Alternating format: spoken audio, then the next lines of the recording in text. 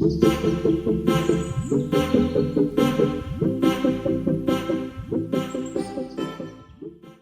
here are the basic patterns that I've drafted out. I'm just going to cut it out. If you need a video on how to draft these basic bodice pattern, comment down below so that I can make a video for you guys. So after cutting out your basic bodice pattern, I'm just going to extend my waist hip down to my waist dart down to my hip line.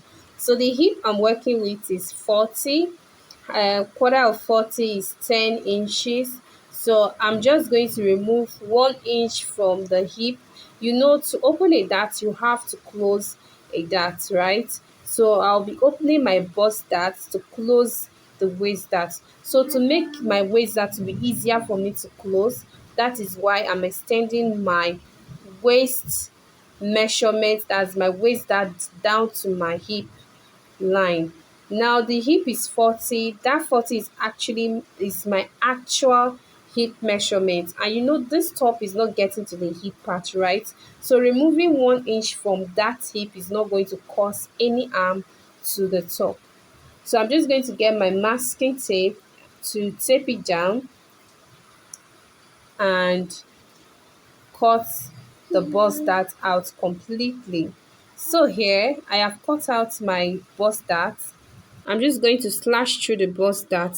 Now it's not really necessary that I tape it down like I'm doing, but I'm just taping it down so that it can be easier for you because I'm still going to be slashing through it. I'm just going to grab my fabric and fold it right side facing each other. So here is my back pattern. I'll be placing it at the edge of the folded part of my fabric. You know the back pattern has a sloper, but there is no opening at the back, so I'm just going to ignore that sloper. So I'm adding 1 inch to the side of my front of my back pattern, half inch to the shoulder, and just 0.25 at the neckline because it's not even necessary you put a neckline. So here is my front pattern that I've placed on my fabric. So I'm just going to slash through my bust darts. You can decide to slash through your under bust, your waist, depending on how low you want the cowl to be. So I'll be opening it up as you can see. So just position the edge to the edge of the fabric. So I'm still dragging my fabric just to save fabric, okay? You don't need to waste your fabric. So you can see I position the pattern close to the edge of the fabric, right? That is the folded part of the fabric. So I'm just going to tint. So place your pattern at the edge of your fabric and tint as you can see, and then open up the bust that you slashed. Okay, so I just connected a straight line to that part. So I'm just going to cut out, adding 1 inch to the side, half inch to the armhole, half inch to the shoulder, and I'll just cut straight to my shoulder. That is the curl part. Okay, so I'm going to notch my shoulder. So the next thing I'm going to do now is to cut the facing. Now you want to use the facing so that when your cowl falls, it's going to be showing the wrong side of your fabric, right? So I just folded my fabric again using right sides to face each other, and I placed my front panel to it. So just watch how I'm cutting it. That is the neckline area. So I'm cutting on my bust line and the armhole, and you're done with the upper part. Now it's time to work on the skirt part. So here is my basic skirt block that I've drafted out. I put my front block on fold because of the design of skirt we're making. Now here is my back block. I'm just going to set it aside to work on the front block. Now if you see the front block, you see that the midpoint is indicated, right? So I'm just going to mark 1 inch away from the midpoint, and I'm going to connect with my ruler as you can see. Now I'm making the design that you see on the skirt.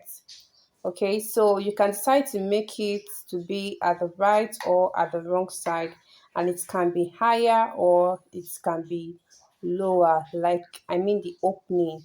It can be higher or lower depending on what you want. Okay, so like I said, you should determine where you want the opening to be, whether the left or the right. So this will help you with how you're going to be constructing this curve that I just made. So now I am going to, let me just connect it straight so that you can see the line properly. Hope you can see it.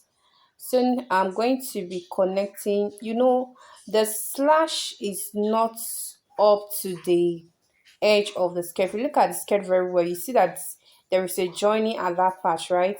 So it's the joining that I'm trying to cut out. So having done my markings, I'm going to cut now. So I'm cutting this part off completely, and I'm still going to cut that part. So I'll label to know my hip part and the upper part. So I'm just going to slash just to make those little gathering you see at that part. It's just a very little gathering, and you can see that it didn't extend to the hip part. So that is why I did not extend my slash to the hip. Okay, so I'm just going to slash like little. You don't need to slash too much, just a little bit of pleats at that part. So now I'm going to be transferring my patterns to my fabric. So here is my back block. I'm adding 1 inch to the side. I'm also going to be adding a zipper allowance of 1 inch as well. So to the waist part, I'm adding ½ inch that I will use to join to my band. So for the zipper part is 1 inch. So that is actually my zipper part. This is my zipper part that I'm cutting out. So I'm going to notch to indicate my zipper allowance. So you can decide to notch your hip line and your knee line to guide you when you're sewing. So I'm going to fold my fabric again to cut out the front pattern. Now I'm not going to be folding. I'm not folding. I just spread my fabric. So the front, note that the front is not folded. You can see how I placed my front pattern on my fabric, right?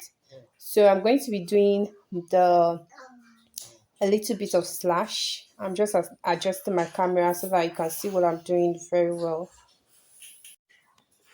Okay, so I'm going to be slashing a little, and I'll take my pin and hold my paper down.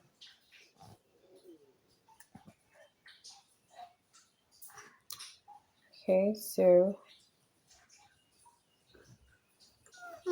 you can see the slashes. I just slashed a little. It shouldn't be too much. And besides, this pattern of slash and spread, you can't spread too much as well. So I'm going to be adding ½ inch, 0.75 inch. Okay, so I'm adding ½ inch to this part. Just watch me. I'm adding ½ inch to where I'm cutting now.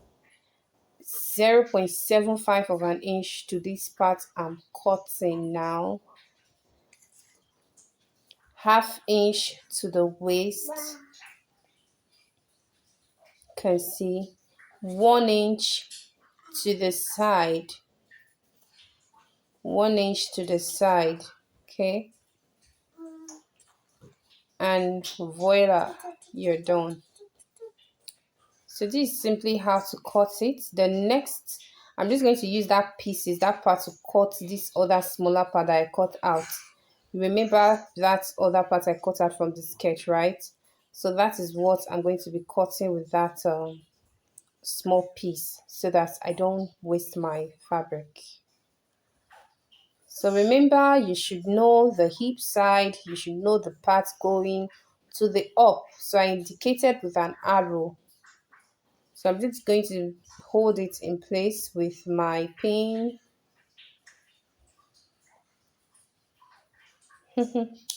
and I'm going to cut out. So for that part, I'm adding half inch. I'm adding half inch. That's to join it to the slash part. For the waistline, I'm adding half inch, and to the hip part, I'm adding 1 inch. So here we're done with this part. So this is our front block.